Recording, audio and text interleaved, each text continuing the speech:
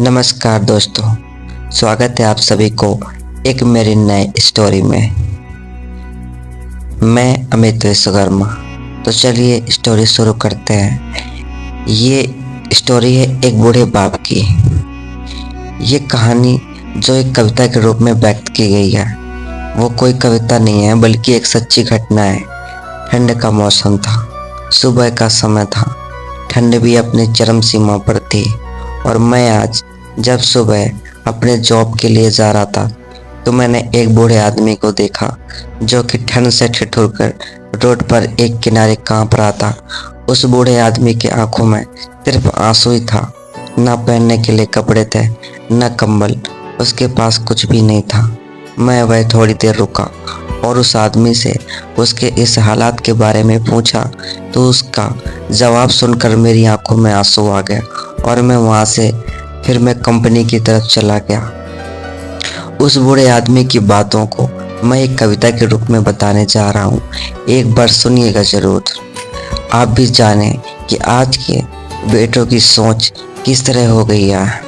आज फिर से इंसानियत को मरते देखा है कि मेरे मित्रों कि आज फिर से इंसानियत को मरते देखा है।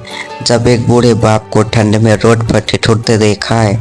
न जाने कैसे छोड़ देते हैं लोग अपने माँ बाप को। आज फिर एक जिंदगी को बेदर्दी से मरते देखा है। उसकी आंखों में आंसू थे, चेहरे पर एक चाहत थी। इतनी मुश्किल में भी उसके चेहरे पर एक छोटी सी मुस्कुराहट थी।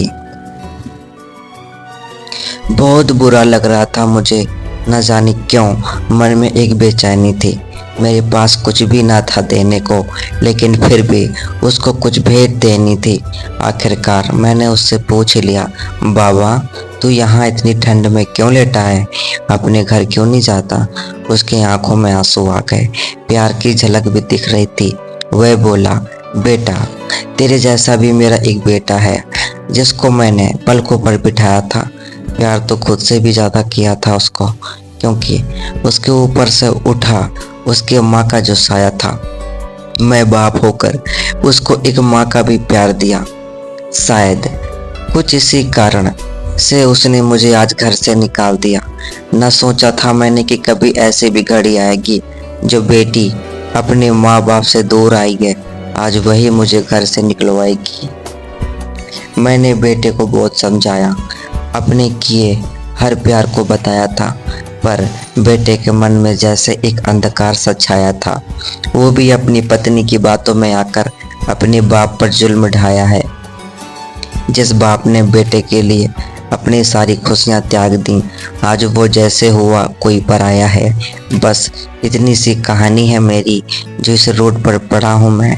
जिस बेटे को हर एक सुख दिया, आज उसी की वजह से इस मोड़ पर खड़ा हूँ मैं। बेटे एक बात तुमको भी बताता हूँ, तो बहुत प्यार करना अपने माँ बाप को, पर इस मोड़ पर मत छोड़ना कभी। त्याग देते हैं माँ बाप अपनी सारी खुशियों को, जिससे बेटे को दुख न हो कभी। मैंने भी बहुत प्यार किया था अपने बेटे को, पर आज कुछ इस कदर बहाया गया हूँ। पर तू कभी न छोड़ना अपने माँ बाप का साथ, आज जिस तरह मैं ठुकराया गया हूँ। इतना कहकर बूढ़ा व्यक्ति रोने लगा, अपने बचे हुए जीवन को रोककर ही खोने लगा। फिर मैं भी वहाँ से चला गया। उसका दर्द मुझको भी रुला गया।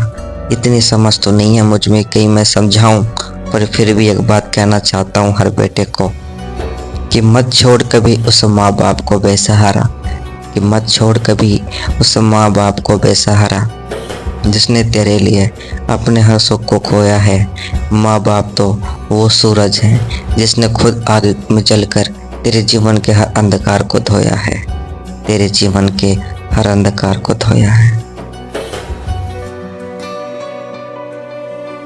तो दोस्तों, अपने माँ बाप का ख्याल रखिए, क्योंकि माँ बाप से बढ़कर कोई चीज़ नहीं होती।